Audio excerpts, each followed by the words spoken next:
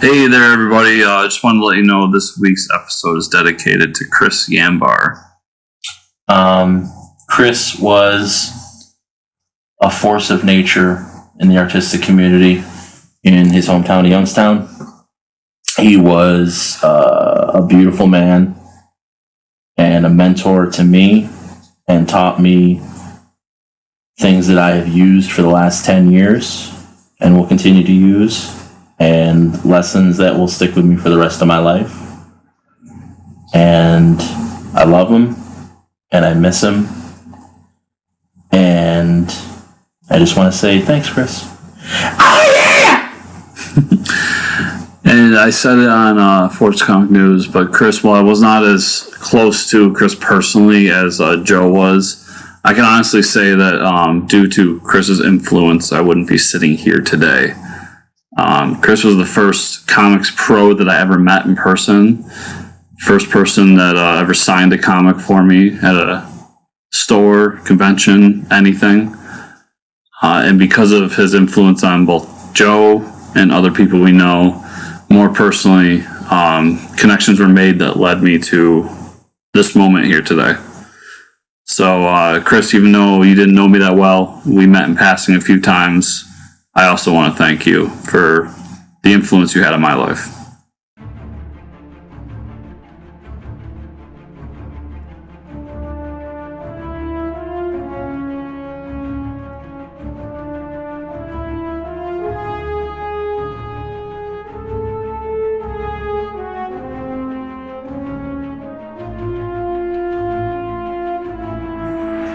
Hello, everybody, and welcome to the new Bat Friends Adventures, episode number 100. I'm one of your hosts, Chris, alongside the world champion, Joe. How we doing today, Joe? Why did 100 have to be critters?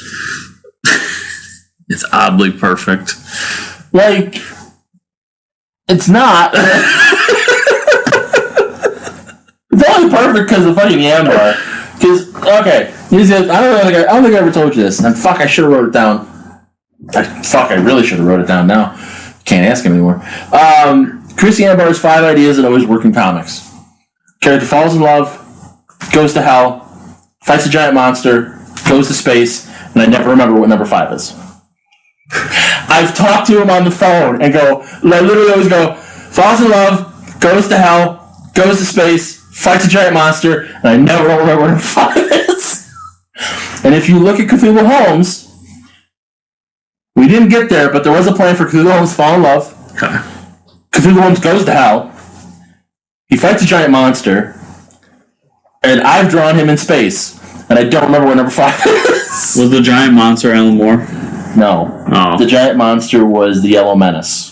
Okay. That was a Jimmy story. Because the Yellow Menace turns into a giant fucking dragon, and then Cthulhu just turns into a giant Cthulhu, and they just start punching it out.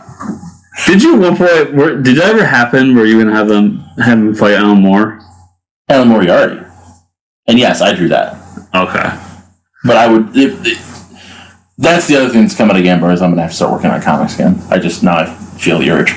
I drew that, but the whole thing, that was the reveal. I published that online. I think I technically did when I decided I had to start drawing it myself. That was the reveal that Cthulhu's mustache are 2 tentacles. Uh-huh. And then the big epic fight scene of them is Cthulhu's tentacles go all big, and then Moriarty's beard turns into tentacles, and they just start slapping at each other.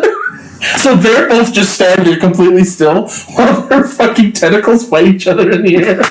Why Moriarty? You never. It's Moriarty. Professor Moriarty is Sherlock Holmes's arch foe.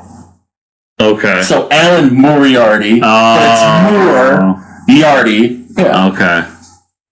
Sorry, uncultured swine. My Sherlock Holmes knowledge is very thin. Ever watch Star Trek? No. I was a man. I watched Star Wars. I think you have that reversed. So, a buddy of mine did a book that I'm on the back cover of. Yes.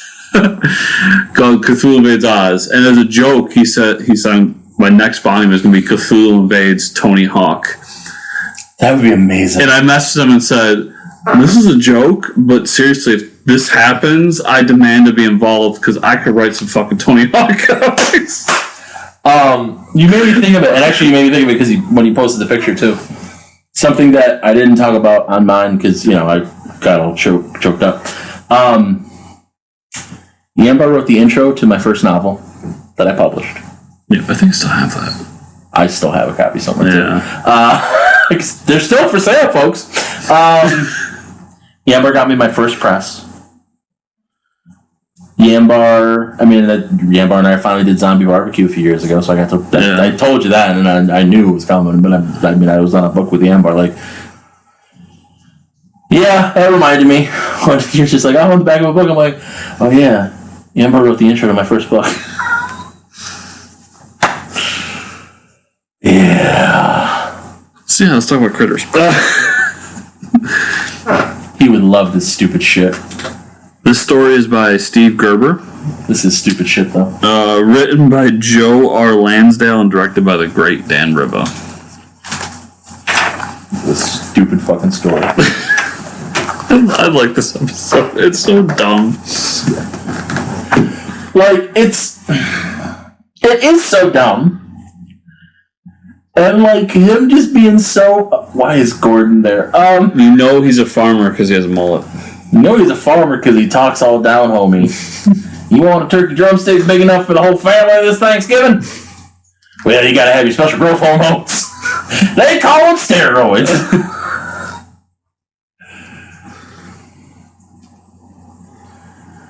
That cow looks like.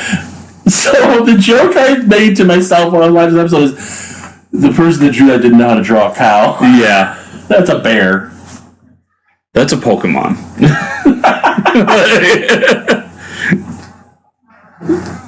Moo. It's just weird that it has black spots around its eyes and nowhere else. Yeah, it's a strange choice. That's not, and it's a bear. Those are not cow ears. It has hooves. It takes out the organic farming stand. As it should. And then, Bruce is a matador, apparently. Yeah. Back God. Here, sorry, boy, I gotta give you a steroid shot in the ass. It is such a weird choice. I know. And it's weirder when, he's, spoiler alert, he starts giving the steroids to his daughter. And I don't know. And it's the whole thing. I'm handing down an injunction ordering you to cease and desist this monstrous experiments. Those goddamn GMOs. To safe captivity outside of Gotham City.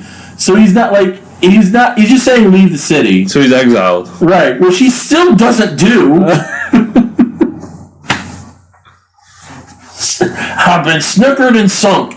That's just it too. They gave him so many. Well, how many more down home folksy things can we give him to say? I'll show him monsters. Look at my nose. It's all fucked up. 1 year later. Makes me think of the video that you showed me last time I was here. 2 hours later. I've just been busy at work. I love that he gets her name. World's Greatest Detective. Yeah. This is so silly. I'm sorry. This is ridiculous. There's a bug. Not, oh shit, it's a giant fucking monster. just wrestle it with a chair.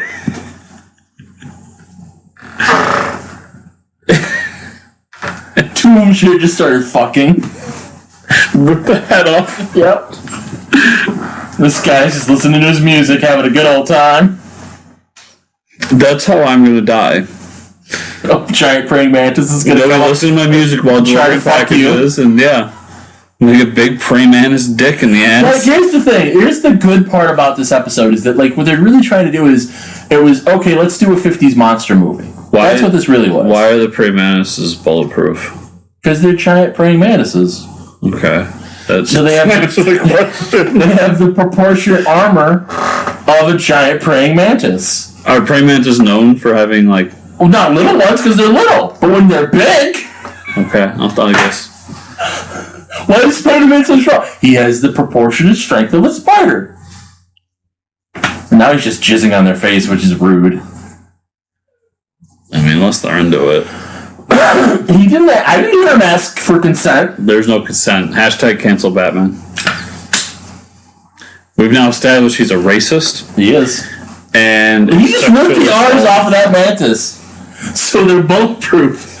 But a good swift kick will tear them limb from limb. Did you also notice that when it fell down, its head just popped off? Well, then that was what was leading to that. But yeah. It looks like their head fell off. World's greatest detective. No, that was apparently fucking useless. When you look at the DNA structure, I can determine it was that goddamn hillbilly from the fair. It was Paul Clampett. I should have known when he took out that organic farm stand. What? Why does he just have a field of corn? Like, that takes a lot of effort. He's whittling. That made me laugh. I told my grandfather he should start whittling. Because he finally stopped working. I go, you should start whittling. He's like, why? Like, you need something to do. This is a weird fetish I didn't know. I knew I had it. That's fair. This is a weird fetish I knew I had because I'm mostly German.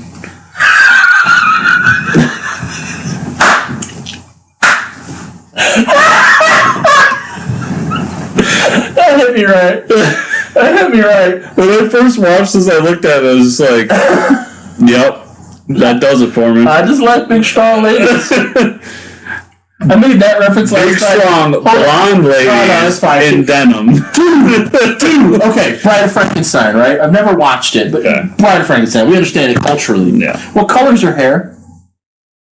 I thought that movie was black and white. It was, but what color's her hair?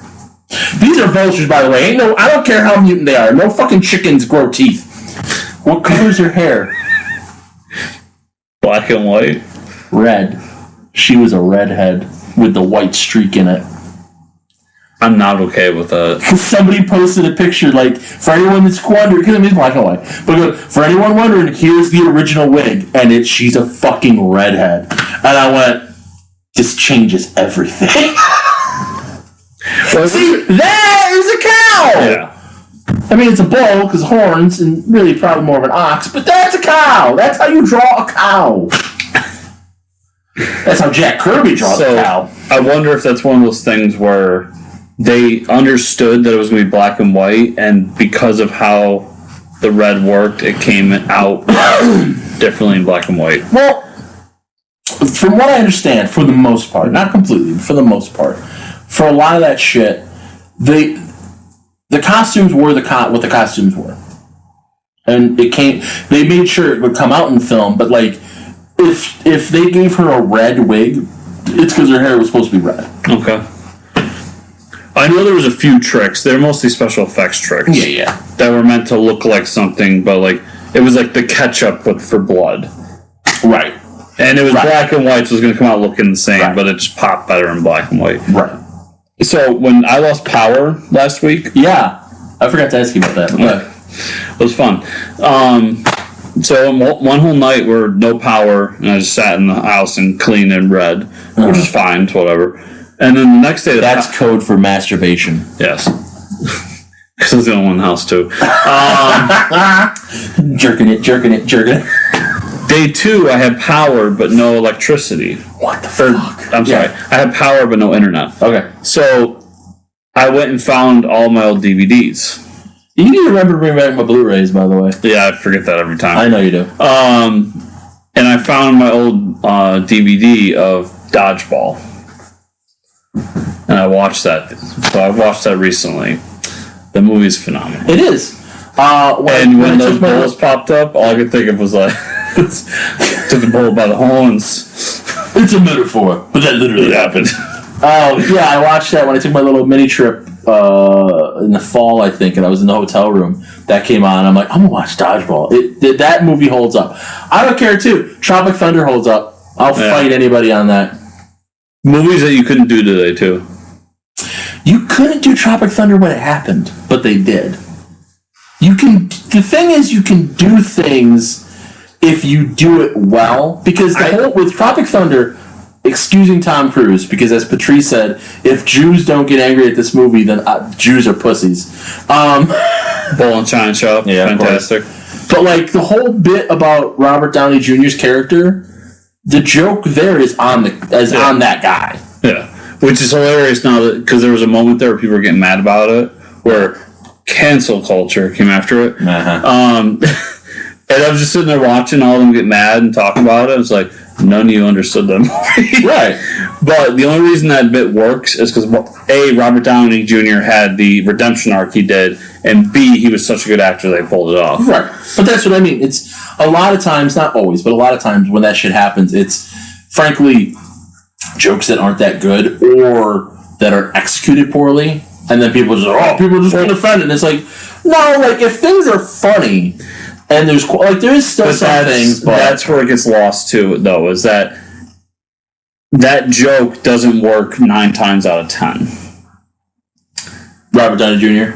Any joke. Okay, sure. But especially jokes that are kind of on that edge. They don't work 9 times out of 10. Right. But that one time it works, it's awesome. Right. So people get mad and offended at the 9 out of 10 and say this should never happen. Sure. And my response is, no, it should.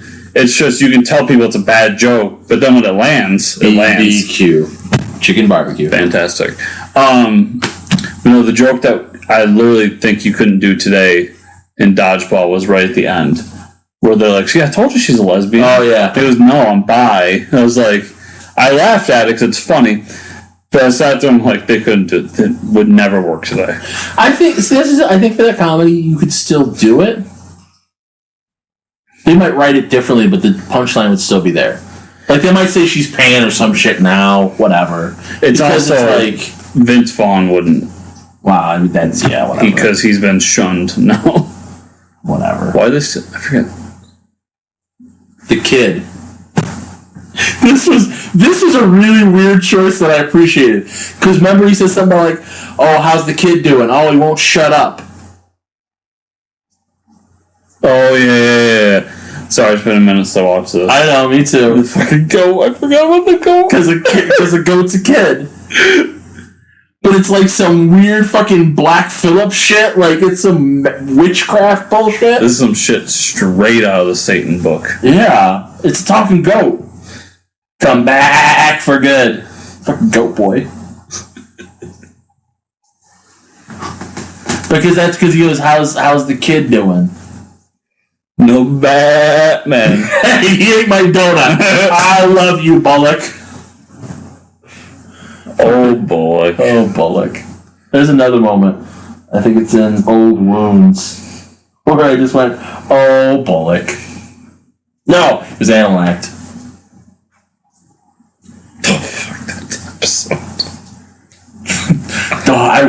I was looking forward to doing that episode because there's a lot to talk about there. Now you kill the goat and bathe in its blood.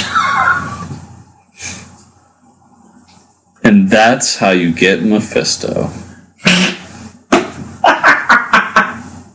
I might like this cruise. That's weird. It's not weird, but it's weird. Somebody did that Genie cartoon where it's like there's 3 rules. You can't wish for true love, you can't wish to kill somebody, and you can't wish for more wishes. And then the guy goes, I wish pinatas said, hit me harder, daddy, when you hit her. Harder, daddy, when you hit him. And then it's just a genie again. There are 4 rules.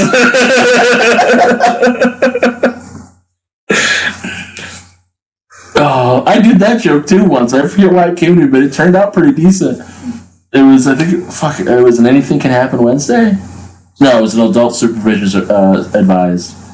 And it was like supposed to be like a fucking old Western cowboy or whatever, with his hands tied behind his back and a noose around his neck, and just he had a big boner in his pants, and he was going, And then there was the 2 executioners in their hoods, like, and the one goes, this is awkward. He goes, why do you think we started tying their hands behind their back?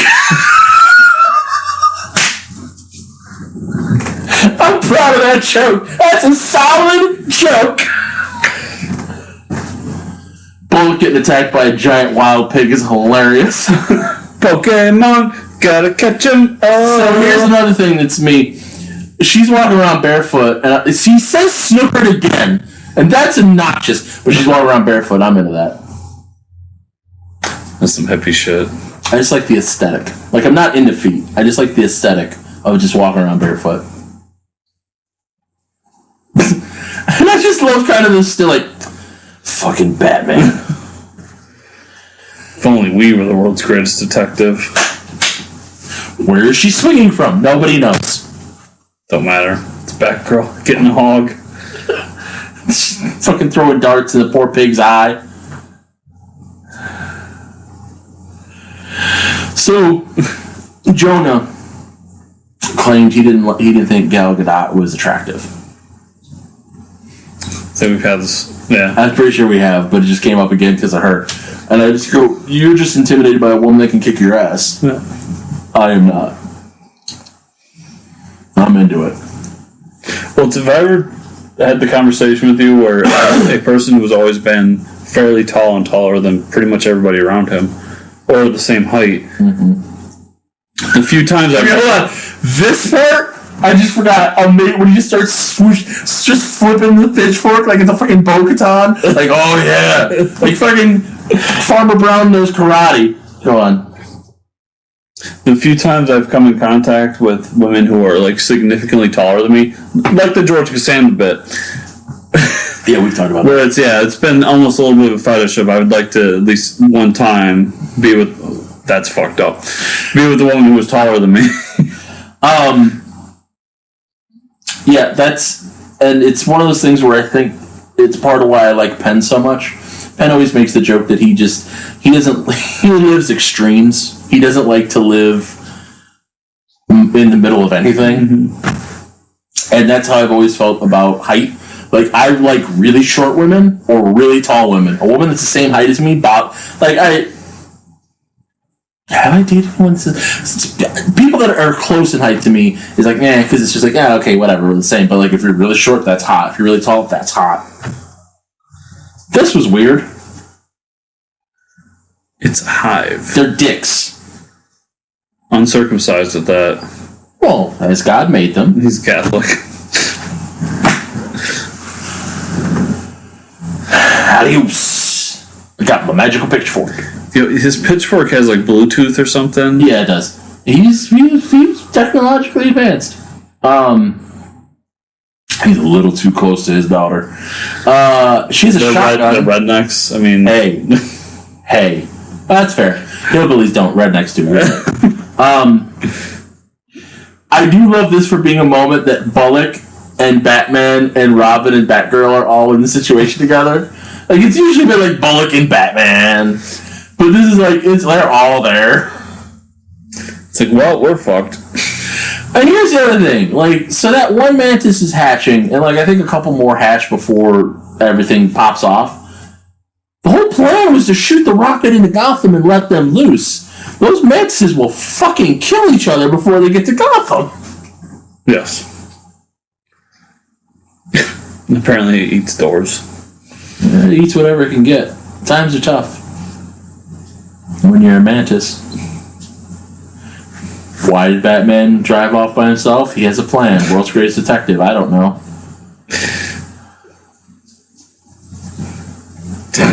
Double clutch. Batman can double clutch.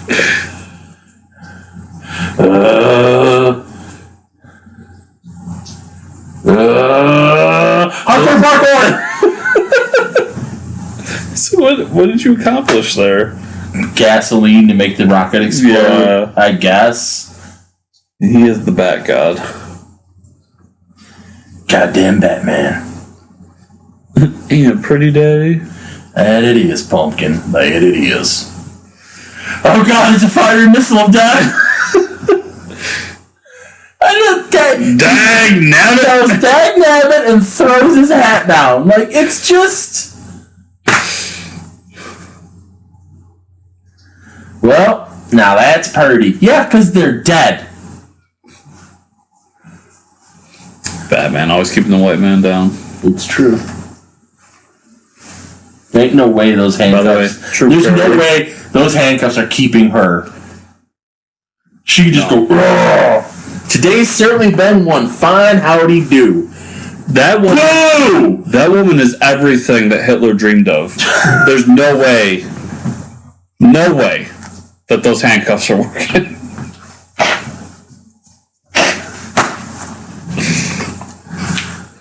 Wouldn't it be fucked up if they like found Hitler's like apartment in the bunker, and it was just big black cocks going into big black pussies?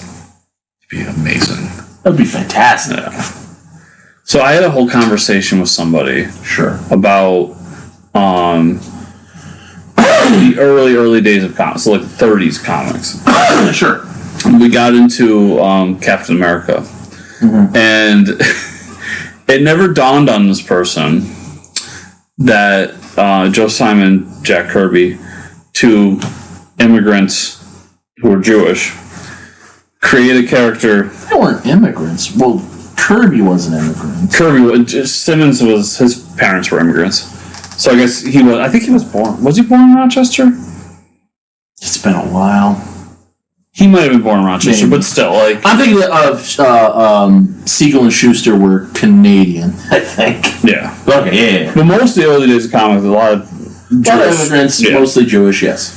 And so Captain America, I said, it is not a coincidence that a giant man dressed in the Stars and Stripes, whose blonde hair with blue eyes, is punching Hitler in the face. Yeah. Which apparently this person never thought about that before. Oh, who are they? Which was actually very controversial at the time because we had not entered the war yet. Exactly. And we were trying to stay out of it. You don't fuck with Jack Kirby. I love all those stories about Kirby where it's just like, some one of these fucking scumbags, he didn't say fucking, but that's basically what he was saying, called me up and told me to pick out a lamppost because when Hitler showed up, they were going to hang me from it. And my favorite is still, hey, whoever those fucking punks are that draw Captain America, we're gonna show him what Hitler would really do if he comes down the lobby. And Kirby just gets up, rolls up his sleeves, like, let's go, motherfucker.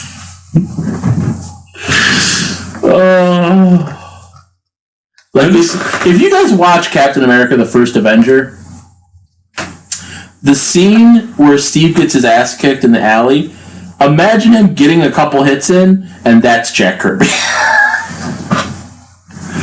Or fuck, imagine he's Bucky. I guess Cap would have been Bucky in that movie, because Bucky could actually fuck some shit up at that point.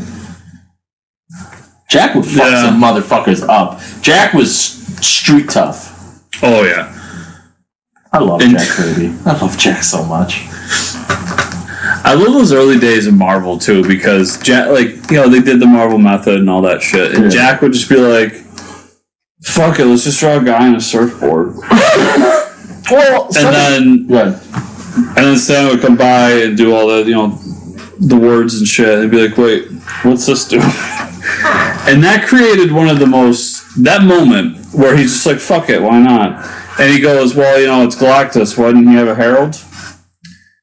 And that created one of the biggest characters of all time. Yeah. Somebody just posted, I reshared it on the socials, an interview Stan did. And I think it might have been in one of the Marvel books, or it might have been one of his things he did, but it was in print. And where he said, well, some of these guys, I can actually do halfway decent Stan. You just gotta do well, some of these guys, you don't have to give them much. He goes, and Jack, he just does whatever he does. He knows what's going on more than I do. Like, he basically admits, like, Jack just writes what he does. Writes the whole thing. I just fill a couple things in. Yeah. It's all Jack. Well, it's funny when that Marvel 616 show came out. Yeah. And they did an episode on Marvel Method, but as it applies today. Mm-hmm. And, it's dramatized, so it's played up a little bit. But apparently Dan Slott did it for one of his books, which explains Dan Slott's books. And people started giving him a lot of shit because, to be fair, Marvel Method is, hey, artists, do all the work, and I'll just write the words in. Yep. But that's not exactly how they did it. We got a lot of shit. after they showed the whole process, and I just sat there, and I had to hold myself back from going into the comment section and be like, you motherfuckers should read where everything you allegedly love came from. Because there literally was a time when Jack Kirby was just like, I guess I'm doing everything. Yeah. Jack was a workhorse. Jack was unparalleled. And that's only my thing, and I do my little part to try and give him his day in the sun, because not to diminish Stan, but like Jack was the man. Jack just did so much and would do so much. And I mean, he goes over to DC and makes the New Gods. Which, Snyder Cut doesn't exist without Jack Kirby. Justice League, the movie, does not exist without Jack Kirby. By the way, that movie just got canceled. What did? The New Gods one they were doing. Yeah, I saw that. And something else too, right? The New Gods one is a little bit disappointing. The other one was they were going to do a movie based on The Trench, which is dumb. Yeah. So you're doing water zombies, okay? Sure. Stupid.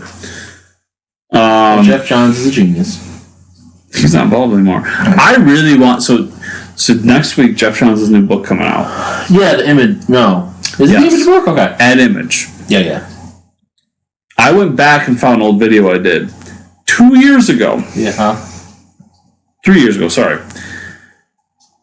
Jeff Johns announced a new imprint at DC where all of his independent books were going to be published moving forward. How about that? How about that? I want to know what happened. And I think it's directly tied to fucking Justice League. And they're trying not to throw him under the bus. But they're like, hey, just go away for a little bit. Yeah. Go to Hollywood jail. But other than that... No. Well, when I say Hollywood jail, I talk about in the Kevin Smith book. Oh, Hollywood jail. Yeah. Okay, yeah. Sorry. We don't hear from you for a while. Yeah. Yeah. Which is where I give Ray Fisher credit, because even to this day, he goes, listen, yeah, Whedon was an asshole. But these other guys were there too. Right. And he always brings up Johns' name, and I'm just like, I'm waiting. I'm like, okay, when's somebody else going to jump in on this? But he's not important enough. Like, in the grand scheme of things. Yes. You know what I mean? Yes. So that's where he's not, that's, some people may not like to hear it, but it's the fucking truth. I think Jeff, I don't know if he meant ill. I mean, I don't know any of these people, so I don't know anything. Right. But I don't know if he meant ill intent. But I could see. Probably not. He's new to the job. Right. He's about to usher in Justice League. Right. Which they're expecting Avengers numbers out of. Mm-hmm. And, Zach had the unfortunate incident with his son. Daughter. So, whatever. I'm sorry. But, and they say, hey, let's bring in Whedon, who gave us Avengers, basically. Right. And then when Whedon's doing his thing, Jeff's just a guy who writes comics. He's nobody. That's not true. Jeff started in Hollywood. He started in Hollywood working underneath Richard Donner. He was never anybody. Right. He was nobody. But my point is that you can hold him accountable to, he should understand how a set should work.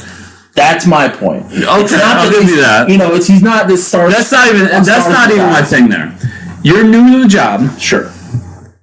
You maybe know how it works, but that was back in the 70s, 80s. So you could say different world. But anyways, you're brought in this job. You bring in one of the biggest directors of all time to finish your movie. I can see where he just said, I guess I just let him go.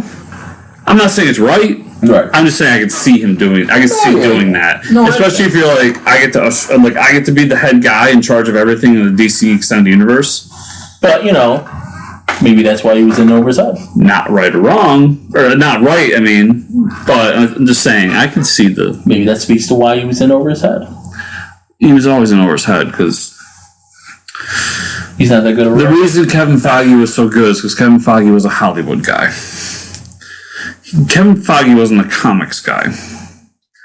So Kevin Feige went to the comics people and said, how do we do that up here? And he made it work. Yeah. And he had a vision. Because that's the other thing where it's like...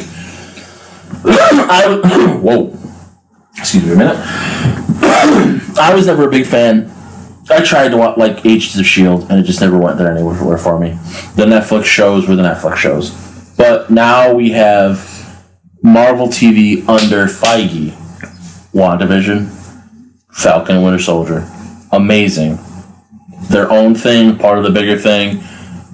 So he clearly understands also how to, like, he is a studio head kind of thinker. Yeah. That's what a studio head needs. That's the kind of perspective that an old studio head would have, where it's like, this is our big plan going forward. Not that necessarily has to be the extended universe shit, but he's obviously capable of that thought.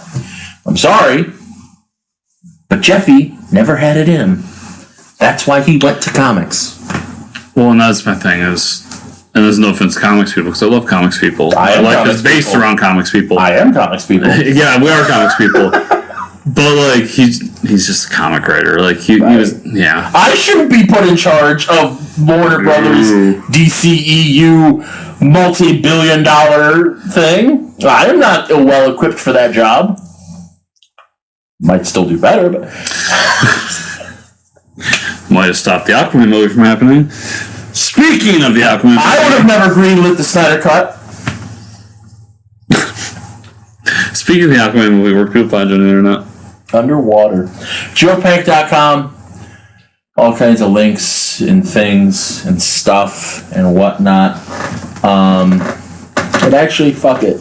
Go to yambartoday.com. YAMBAR today.com. And buy a painting or buy a print. His Etsy store links are still maintained by his agent, who is really a very close friend of his, and it'll benefit her and his wife and any costs. And I myself am going to be buying some stuff. By the time you hear this, I will have purchased some things. So, you know what? Go there and look around and fucking buy something. And those links will be in the description down below. So, easy, click, do it, go. You can find me at Fortress Chris on Twitter. The show at fortresscomicnews.com or youtube.com/fortresscomics. This week, just go support the Yambar family. Every penny helps a grieving family not have to deal with bills that they shouldn't have to deal with right now. Thanks all so much. We'll see you next week. I am the God of Thunder and rock and roll.